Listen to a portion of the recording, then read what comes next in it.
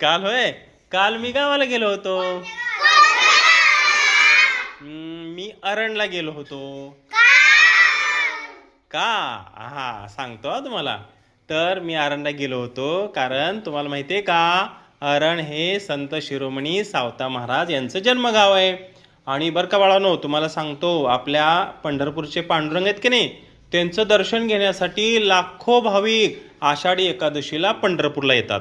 परंतु तुम्हाला माहिती आहे का, संत सावता महाराज असे एकमेव संत आहेत ज्यांना भेटण्यासाठी स्वतः पंढरपूरचे पांडुरंग त्यांना तिथे येतात भेटायला. त्यांची पालखी असते तिथं. आणि मग हा जो सुंदर योग होता तो जुळून आला होता. आणि मग म्हणून मी त्यांच्या समाधीचं दर्शन घेण्यासाठी आणि पांडुरंगाच्या पालखीचं दर्शन घेण्यासाठी तिथं गेलो होतो आरणला. आता समजलं का तुम्हाला? ओके, चला बसा जागेवर.